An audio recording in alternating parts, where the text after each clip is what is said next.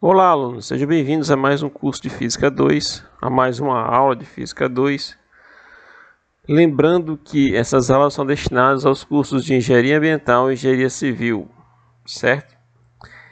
Então, pessoal, estamos aqui novamente na nossa velha termodinâmica, certo? E hoje, finalmente, nessa videoaula de hoje, vamos falar do processo adiabático, certo?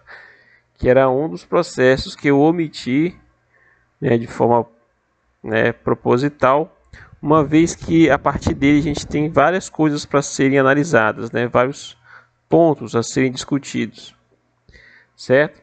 Dentre esses pontos temos como é que se faz, como é que se calcula um trabalho dentro de um processo adiabático, certo? Como é que é o comportamento, primeira lei, vou colocar aqui o comportamento da primeira lei, comportamento.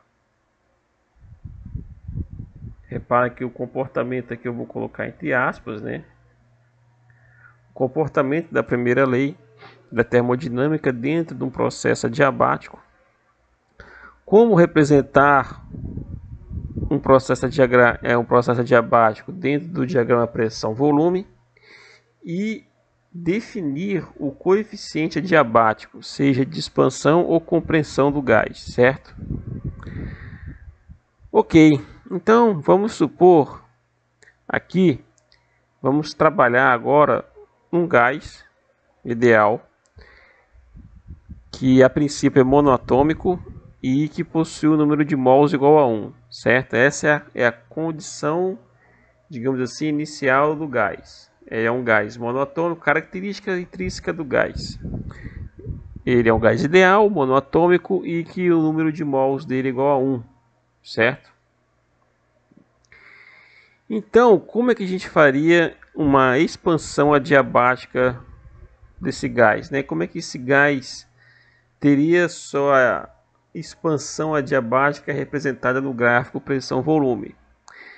Uma forma de avaliar isso é você verificar o seguinte: olha, eu tenho três processos. Eu tenho um processo de um estado C até um estado D, que é isotérmico. Tem um processo do estado A até o estado B, como vocês estão vendo aqui, que também é isotérmico. Só que, vamos supor que eu tenho um gás que ele tem um processo, ele se encontra num estado E, certo? E esse estado E, ele está dentro de um estado termodinâmico que dentro dessa condição ele tem uma característica isotérmica, certo? Nesse ponto específico. E ao invés dele fazer um processo isotérmico, não, ele vai fazer um processo adiabático, certo? E aí ele vai sair do estado E, em vez de seguir para o estado D, ele vai para o estado F. Então ele cruza uma isoterma, onde aqui eu vou ter uma temperatura T1 e aqui eu vou ter uma temperatura T2, certo? Uma isotérmica associada com essas duas temperaturas. Quando isso acontece, a gente diz que o processo é adiabático. Por quê? Porque ele cortou duas isotérmicas, certo? E ele sofreu uma expansão. Ele saiu de um volume associado ao estado E e foi para um volume associado a um estado F. Ok? E ele saiu de uma temperatura menor para maior ou de uma maior para menor? No caso aqui, ele saiu de uma temperatura maior para uma temperatura maior. Aqui a gente verifica o quê? Que T1 é maior que T2. Por quê? Porque a curva é maior, certo? O produto pressão, se você pegar pressão no ponto C, o volume do ponto C e multiplicar ele, esse produto vai ser maior que o produto da pressão do ponto D, que multiplica a pressão do ponto C e assim, sucessivamente. De uma forma geral, temos o seguinte, que o produto da pressão com o volume, ele vai ser igual a quem? A nRT, certo? Então, se eu tenho a pressão no ponto C multiplicado pela pressão no ponto C, no estado C, não é o E e nem é o F, Como vocês estão vendo aqui. O estado termodinâmico C vai ter uma pressão específica e uma um volume associado a esse estado. Pega esses dois parâmetros termodinâmicos e faz o produto. Você vai ter uma pressão vezes um volume do estado C.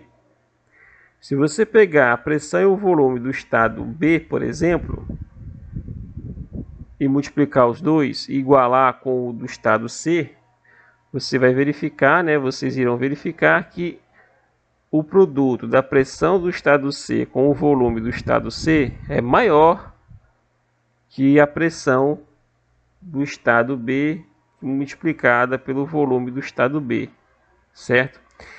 E é isso que vai definir a temperatura maior ou menor, ok? Certo? Então, vejam o seguinte.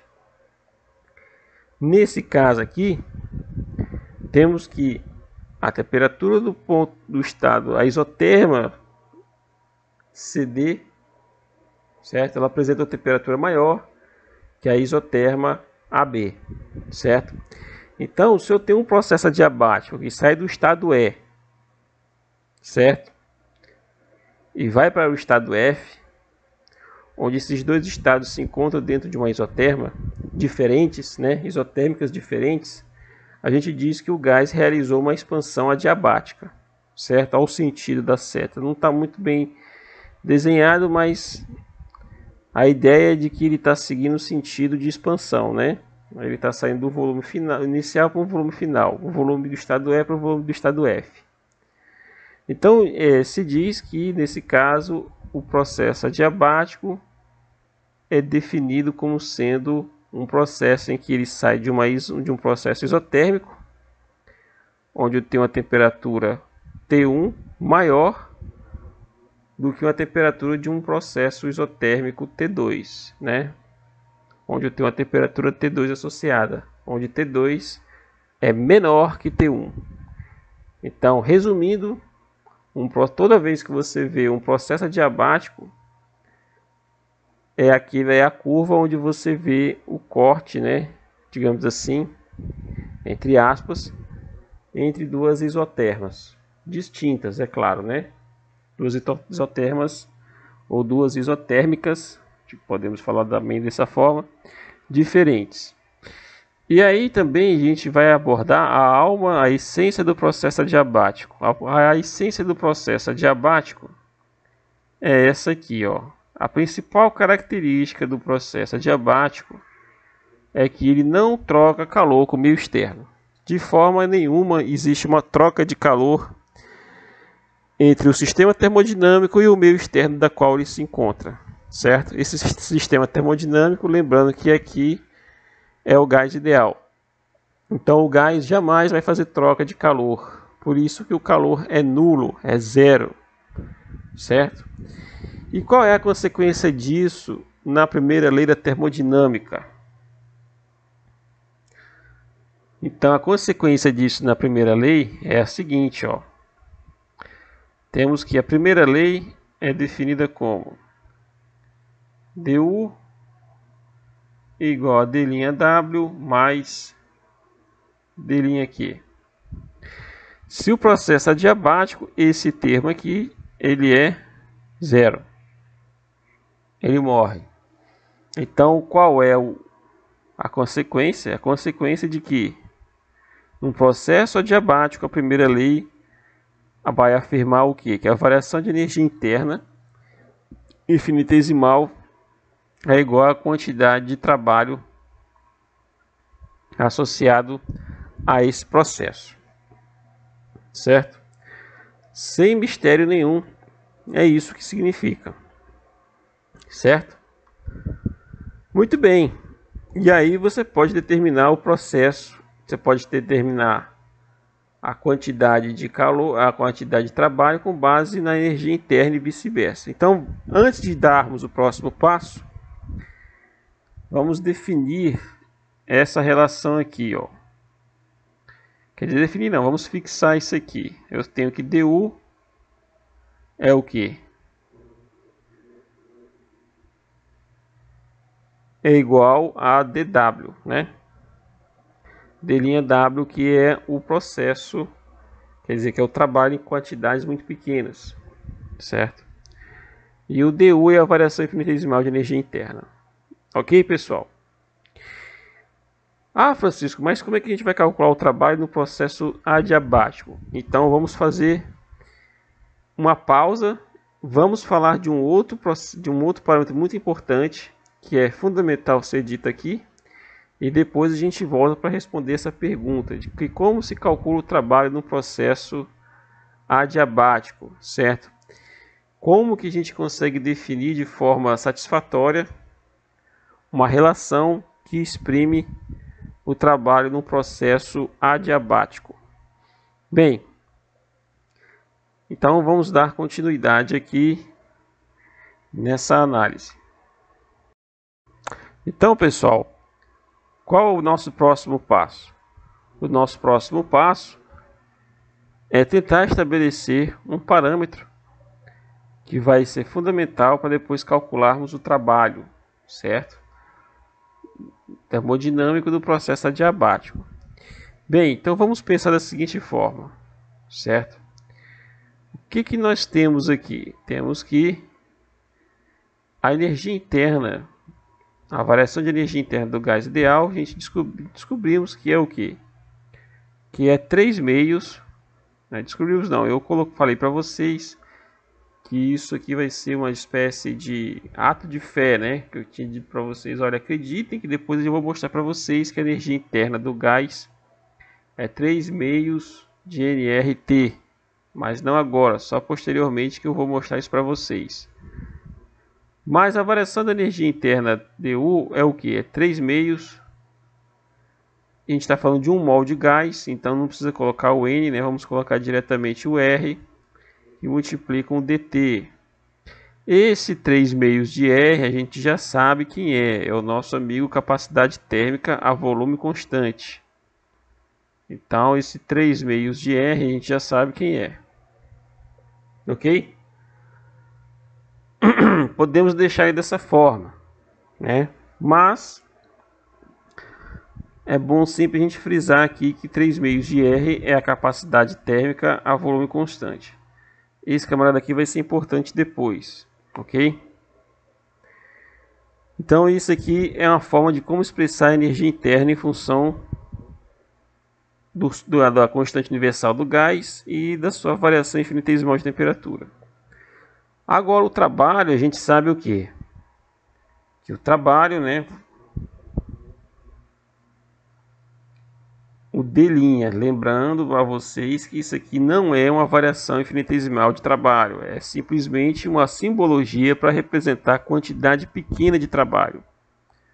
Uma quantidade pequena de trabalho, ela vai ser expressa da seguinte forma, menos P dV, certo? Até aí nenhuma novidade, né? Menos P dV. E aí o que vamos fazer?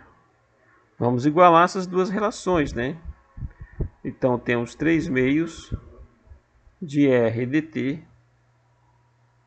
igual a quem? Menos PDV. Recorrendo à equação de estado, para se livrar dessa pressão, essa pressão aqui atrapalha. Então temos que escrever essa pressão em função do volume, ou de temperatura também, né? Então como é que fica aqui? Lembre-se, como é que a gente faz para recorrer à equação de estado? Eu tenho que PV é igual a RT, certo? Então eu tenho que a pressão vai ser quem? A pressão vai ser esse amigo aqui, vai ser RT dividido por V, ok? Vou pegar esse P igual a RTV e colocar aqui no P aqui da expressão. Então vamos chamar isso aqui de A e isso aqui de B. E aí eu vou substituir A em B. Isso vai me gerar um resultado que é o seguinte, ó. Eu vou continuar tendo meus 3 meios de R dt. Isso é igual a quem? A menos R que multiplica quem? T, certo? Sobre V, que multiplica dV. Vou passar o RT aqui embaixo, né? Então repare que aqui, ó, esse RT morreu, você vai ter o que, ó? Eu posso cancelar esse R com esse R, ok? E aqui vai ficar o que, ó? 3 meios dt divididos por t, porque eu passei o t para baixo, né? Isso é igual a quem? A menos dv sobre v. O que eu vou fazer? Eu vou fazer uma integral, como vocês estão vendo aqui. Ele sai de um estado E para um estado F, né? Num processo adiabático. Então ele vai ter uma pressão associada ao estado E, uma temperatura associada ao estado E e um volume associado ao estado E. E ele vai fazer uma expansão adiabática até um volume VF, onde VF é maior que VE, como vocês estão vendo. Onde nesse estado E, além da propriedade do volume, ele vai ter o que? Ele vai ter um volume, vai ter uma pressão e vai ter uma temperatura específica a esse estado termodinâmico, certo? Então a gente faz uma integral, você vai ter um 3 meios, aí você vai ter uma integral, já estou fazendo a integral de cabeça, ó. Então você vai ter 3 meios, integral de uma temperatura inicial até uma temperatura final, de quem? dt sobre t, isso é igual a quem? A menos uma integral de um volume inicial até um volume final dv sobre v, certo? Então, ao fazer esta integral, você vai ter o que? 3 meios. A integral de ti até f dt dt vai dar um ln. Então você vai ter um ln. E aí a gente pode já colocar já direto. Você vai ter um ln de tf sobre ti. Isso é igual a quem? A menos, certo? Uma integral de ln de vf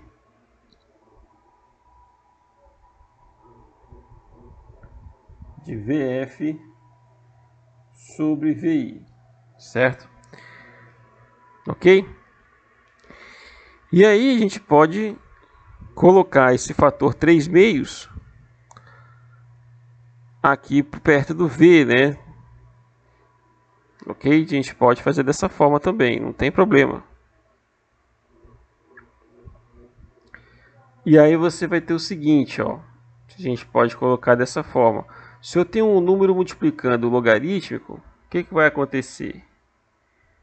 Eu vou ter um TF elevado a 3 meios, né? Então eu posso escrever isso aqui, ó. Ln é quem? É uma potência, né? Aí você vai ter um TF sobre TI. Nem precisava desse colchete, né? Mas tudo bem, já colocou, deixa quieto. Elevado a 3 meios. Certo? Isso aqui é uma propriedade também do logaritmo neperiano. Isso é igual ao que? Aí esse sinal negativo passa para cá também, e aí eu vou ter um ln de VI sobre VF, certo? Porque vai ficar elevado a menos 1, e aí vai inverter. Aí em vez de ser VF sobre VI, é VI sobre VF, certo? Como que eu faço para se libertar desse logaritmo? É só aplicar a regra do inverso do logaritmo, que é exponencial, né? Então, ao fazer isso, né, se eu tirar a exponencial do lado esquerdo e do lado direito, eu vou ter o quê? Que a temperatura final, né, a temperatura final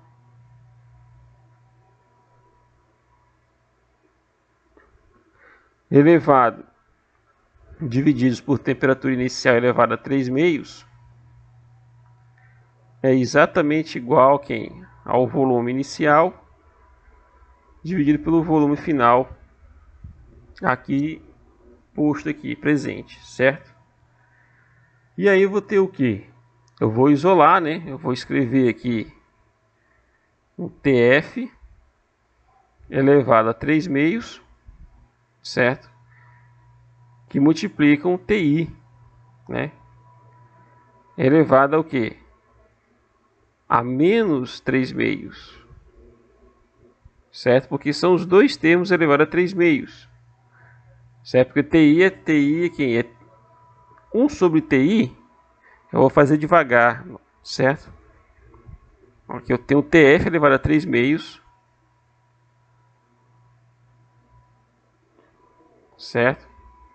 Eu tenho TF que multiplica TI elevado a menos 1, e isso tudo aqui é elevado a 3 meios. Acho que assim fica mais fácil de ver, né? Porque essa razão eu posso escrever TI elevado a menos 1. Isso é igual a quem? A VI que multiplica VF elevado a menos 1. Certo? Muito bem. Então eu vou colocar tudo que é do lado esquerdo, eu vou deixar a temperatura final, e tudo que é do lado direito eu vou deixar a temperatura inicial. Então aqui eu tenho um TF elevado a 3 meios, que multiplica quem? Que multiplica o que? Um volume final, né? Um VF. Que aí se eu passar aqui dividindo, vai ficar menos com menos 1, vai dar mais. Certo? Aqui a aula da teteia. Tem o TI elevado a menos 1 meio, menos 1 meio elevado a 3 meios dá menos 3 meios. Se eu passo para o outro termo, vai dar o quê? Negativo com negativo dá positivo. Então eu vou ter o que? Um volume, uma temperatura inicial também elevada a 3 meios, que multiplica quem? Que multiplica o volume inicial, certo? Essa aqui é uma relação que a gente chama de equação adiabática, só que da temperatura. Só que a gente está relacionando pressão com o gráfico, né, do diagrama de Clapeyron, que é esse aqui, que a gente observa aqui em cima. Ele relaciona pressão com volume, não temperatura com volume, certo? Então a gente tem que dar um jeito de libertar essa temperatura, tirar essa temperatura daqui. Ela está atrapalhando também. Então ao fazer isso, então a gente recorre novamente à equação de estado. Ó. Tem a pressão, volume é igual a RT, certo? Então temos o que? Que T é igual a quem? A pressão, volume divididos por R. Então, onde tem a temperatura, a gente vai colocar esse termo aqui. Certo? E aí, como é que vai ficar o resultado? Aqui eu vou ter temperatura elevada a 3 meios. Então, eu vou ter a pressão P final elevada a 3 meios, certo? Que multiplica um volume elevado a 3 meios, o volume final, certo? Que multiplica um volume F. Ok? Tudo isso aqui divididos por quem? Divididos por R. Certo? E aí, o que vai acontecer? Vai acontecer o seguinte. Que eu vou ter do lado esquerdo a mesma coisa. Ó. Eu tenho uma temperatura inicial elevada a 3 meios. E aí, no lugar da temperatura, a gente já substitui aqui, né? Aí eu vou ter um PI elevado a 3 meios, que multiplica um VI elevado a 3 meios, que multiplica um VI, certo? Ok? Divididos por R. Repare que o fator F, R aqui não vai influenciar muito, né? A gente pode cortar ele.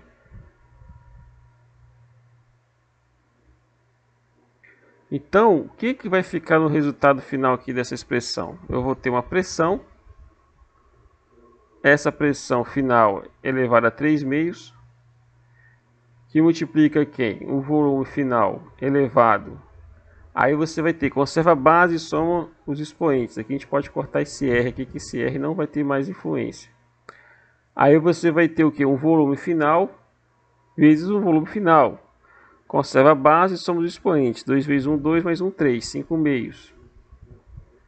Então você tem 5 meios. Isso é igual a certo? A pressão inicial, também elevada a 3 meios, certo? Que multiplica o que? Um volume final, ou um volume inicial, também elevado a 5 meios, certo? Certo, pessoal? Então, Francisco, mas o que eu quero obter aqui a partir dessa relação? Qual é a diferença dessa relação para essa outra relação aqui que você achou da temperatura, né? A questão é a seguinte: essa temperatura aqui não condiz, não é que não esteja errado, mas é mais prático, se a gente está falando de um gráfico pressão-volume, utilizarmos essa expressão aqui. Então, essa expressão aqui é o que a gente chama de equação adiabática. Equação adiabática, onde eu estou relacionando pressão com volume. Certo? Essa outra expressão aqui, vou diminuir um pouco o zoom. Essa outra expressão aqui que eu defini, onde relaciona a temperatura com o volume. O que acontece aqui, ó? Aqui eu estou relacionando o que? Temperatura com volume, certo? É uma equação adiabática.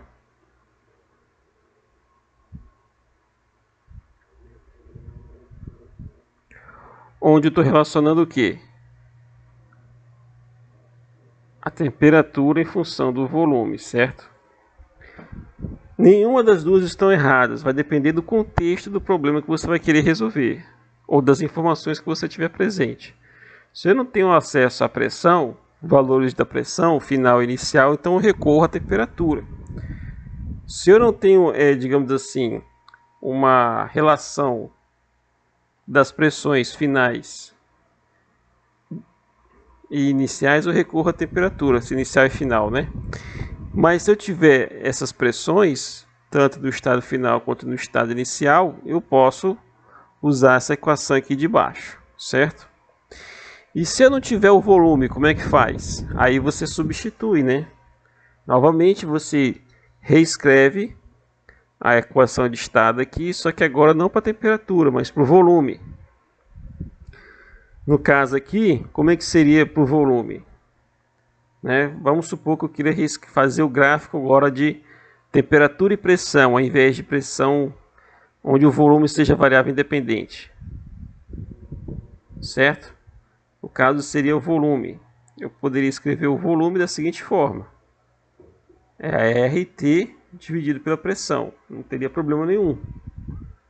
Só que aí eu substituiria onde? Lá nessa relação aqui em cima, né? Aonde tem volume, eu colocaria o quê? Esse termo, né? Então eu teria temperatura, né, final elevado a 3 meios, que multiplica, em vez de ser volume final, eu teria um R T sobre a pressão final, certo? Do lado esquerdo teria o que? Uma temperatura inicial elevada a 3 meios, que multiplica R, aqui tem que ter um F de final, né? Uma temperatura inicial divididos por pressão inicial. E aí a gente sabe que o R cancela e cancela. E aí novamente manipulação, né? A gente vai fazer uma manipulação aqui. E aí chega-se a uma relação entre temperatura e pressão, né? Onde a temperatura final, 3 meios vai continuar sendo 5 meios aqui, né? Teremos os 5 meios aqui. Isso que multiplica a pressão final é igual a quem? Aí você vai ter aqui Menos 1, né? Não posso esquecer disso. Isso vai ser o que? Uma pressão inicial. Coloca a temperatura na frente, né? Fazer igual ao outro. Então você vai ter uma temperatura inicial elevada também a 5/2, que multiplica quem? A pressão inicial elevada a menos 1. Certo? Aqui estaria um pouco mais limpo, né? Você poderia escrever a relação entre a pressão final e a pressão inicial, em função das temperaturas ou vice-versa, tanto faz. Nesse caso aqui a gente pode escrever da seguinte forma, né? Eu posso deduzir uma relação entre as pressões e a temperatura. Por exemplo, eu posso escrever o seguinte: eu posso escrever que a pressão final, ela é quem? Isso aqui é como se fosse 1 sobre PF, né? Então passo o PF para cá, vou ficar com o PI aqui embaixo, certo? Vai ficar 1 sobre, passaria para o outro lado, né? Multiplicaria por em cruz, que é mais fácil. Então eu tenho TF elevado a 5/2, que multiplica 1 sobre PF, certo? Isso é igual a quem? A temperatura inicial elevada a 5/2, que multiplica quem? 1 sobre PI, certo? Então, se eu quiser determinar a pressão final, em função somente de temperaturas e da pressão inicial, então a pressão final vai ser quem? Eu vou passar esse cara multiplicando aqui, né, o PF, multiplicando aqui o numerador, certo? E aí vai ter o PI multiplicando aqui. Então vai ser um PI que multiplica quem? Um TF elevado a 5/2 divididos por quem? Divididos por um TI também elevado a 5/2. Ou seja, a minha pressão final é quem? A minha pressão inicial, que multiplica TF divididos por TI elevado a 5/2. Certo? Repare que nesse caso aqui fica o mais fácil da gente obter essa pressão final. Ah, mas se eu tenho as pressões e quero achar a temperatura, isso aí, pessoal, vai depender de cada tipo de problema, certo? Isso aqui foi um caso particular que eu fiz, né, onde eu calculo a pressão em função da pressão inicial e das temperaturas finais iniciais dentro do processo adiabático. A equação adiabática terminou aqui, ó. Vou até fazer com uma outra cor aqui. A equação adiabática terminou aqui, ó.